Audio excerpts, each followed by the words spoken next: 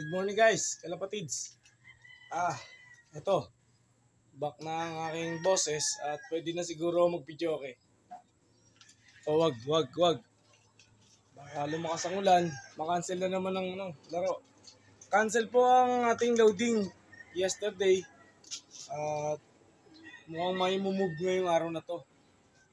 Para sa tossing ng Lucena, Quezon. Lucena. Pero siguro mga pagbilaw na ako maghagis. Si Major Payne nakabalik from one day niya na pagkawala sa Sariaya. From Sariaya. Ganun talaga pag walang masyadong tossing, ang ibon kinakapos. Nangyayari, tumutukod sa mga puno. Pero ang kagandahan sa kanya, parang pinakain. Kasi umuwi siyang busog na busog. Tapos maganda, pero pinaliguan pa. Kaya, ano ba to? Parang pinaliguan pa si Major Payne nang umuwi. O di kaya naulan na siya mabuti sa part ng Sariaya. Siyempre, hindi naman Sariaya lang siya kapaiwan. Iikot ang iikot yan. Ito naman, ang ating ibon na si Kitira saka si Adrian. Andito, may itlog na siya, 2. Tapos ito namang si Hayden Malinay. Tapos si Totoy Guapo, meron ng isa. At ito namang si Pop Girl saka si Popcorn. Ayan, nasa taas. Meron ng 2 itlog. At natutuwa naman ako. Natutuwa ako kasi hindi ako nahirapan sa kanila na i-cleansing at malinis yung kanilang ipot. Ang isang ibon, pag na-cleansing mo, makikita mo sa droppings nila kung malinis yung abdomen, yung kanilang tiyan. O kung talagang maganda yung kinain nila sa pagtapon nila ng pupo. Nakita ko naman na clear. Ayos. Okay yun. Isang sign yun na ready at fertile ang kapwa. Babae at lalaki. Yun. Ito ang ating trapping sa baba. Nilagyan ko ng extra dito. Pero doon pa rin sila dito pa rin sila nauwi iba. Ayan. Bukas yung ating portal para makaakyat yung iba nating mga ibon. At by the way, sa kagandahan loob ng aking kaibigan, nandito na po yung tatay ni Kulangot. At nasa bahay na natin. Si Kulangot po, disgrasya pala si Kulangot. Yung ating ibon na si Kulangot, ang tatay niya si Kulangot original. Ayan. At ang asawa naman niya, si Kulanji. Ayan. Na magandang loob na nasa atin ni MJ. Ito. Ayan. Ang ating ibon na dati ko pong mga linya yung ginamit. Mga part ng CRPS. At ayos naman ang magandang performance ng mga naging anak nito sa akin. Sa aking paglalaro, parang di ako nagkakamali, nakadali ako doon sa maalala kong pagbilaw o gumaka sa pooling. Ang balahibo nun, black checkered. Tagal ang panahon. Pero di pa rin magsasawa si Daddy Tutan kasi nga nangangarap tayo na nangangarap. Dahil yun lang ang libre. Mahirap naman na bumitaw ako dito sa pangarap ko na to na basta-basta. Kasi nga, yung pagmamahal ko sa kanila, nakatatak na yata dito sa puso ko na sila pangalagaan ko. At yan. Ayan ang ating mga ibon. Ah, binaba ako dito si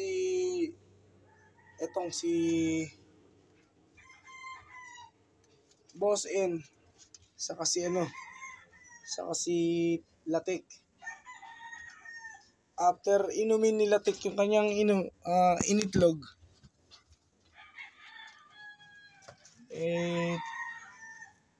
ako sa kanya nagtatampo. Dahil ang tagal ko hinintay yung mag-itlog siya, iinumin lang pala niya. Yun ang mahirap. Bale, di naman ako mayaman. Okay. Sa ating mga breeders naman, okay naman. At ito nasa ilalim natin. May itlog na po si Noble. At ang asawa niya si Kulit. Ayan. But na to, mga original dito sa atin. At hindi na natin sila, not for sale sila. Speaking of for sale, kailangan din natin mag-grind everyday. Kailangan natin yun. Ang aking inalpasan kanina ay mga inakay. Puro inakay lang. Kaya lang, napasama si Musaik, ang ating panlaro sa pagbilaw. Sa sprint. Second lap pa lang ng sprint. Pero butas na si Musaik. Ang ating live sa sprint, si Pogi. Ito yung ating line feeder. Dinagyan ko ng ayan, ng takip para hindi sila nadudumihan ng naiputan.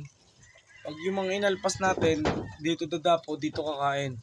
Kaya ang tendency pag kumain sila rito, maiputan nilang pilit yan mga nilagay natin na breeders, kalapatids.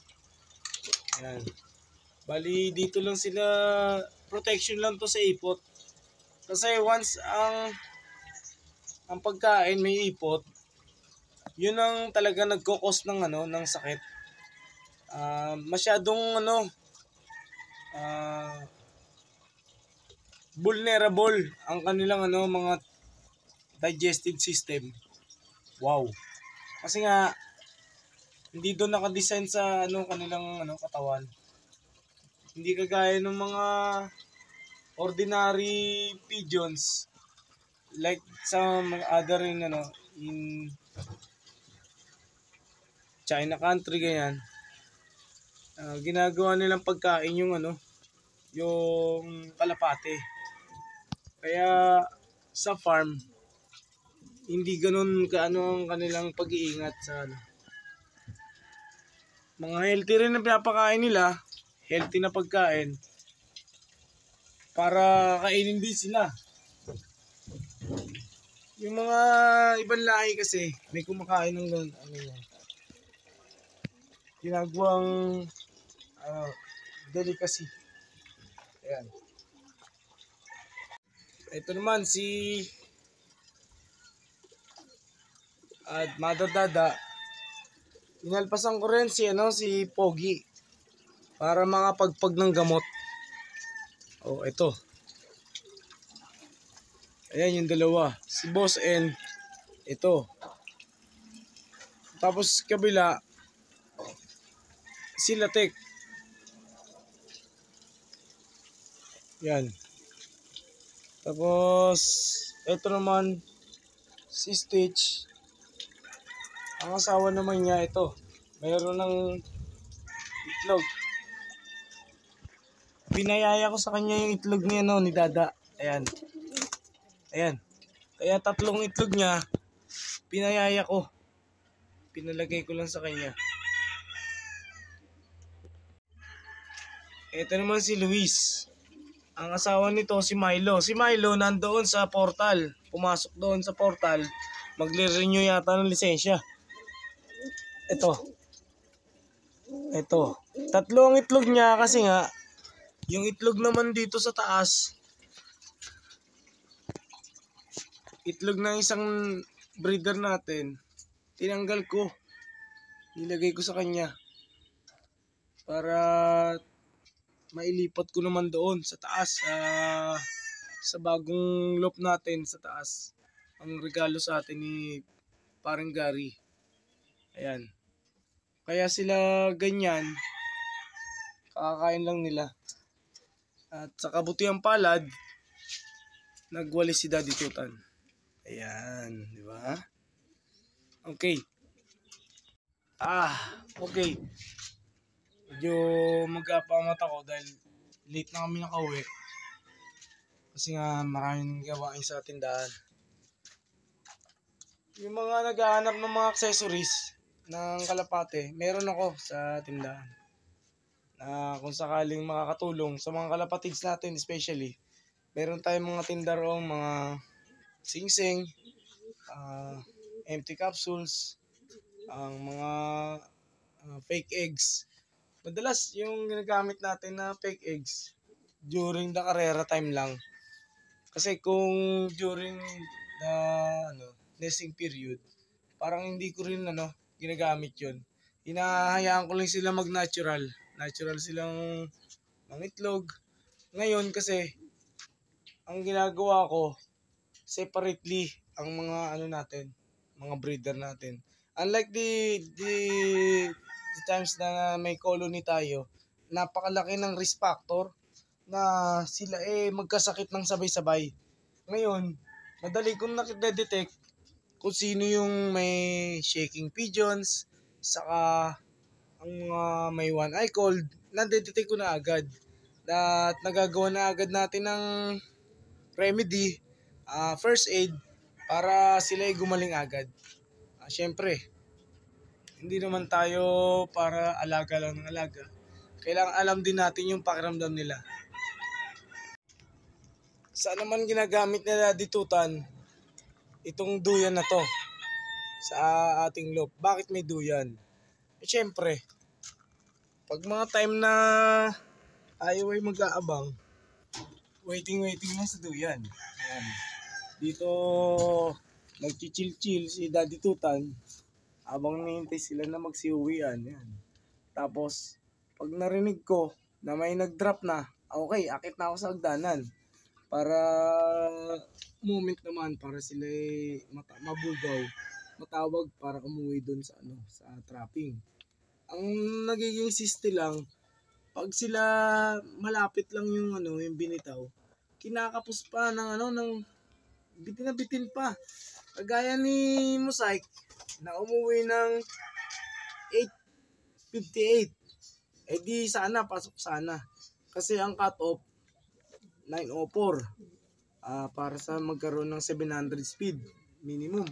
Nangyari, may kasama siya galing sa karera siguro na isang malaking blue bar.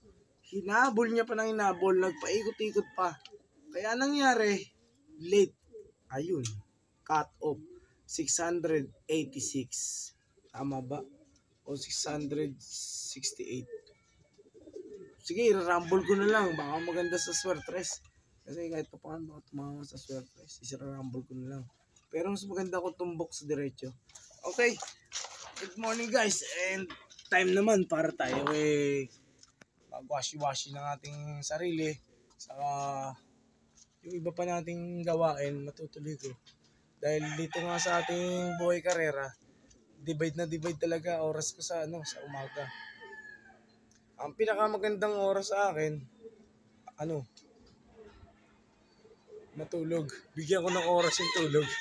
Kasi nga, hindi ganun kaganda ang oras ko sa tulog.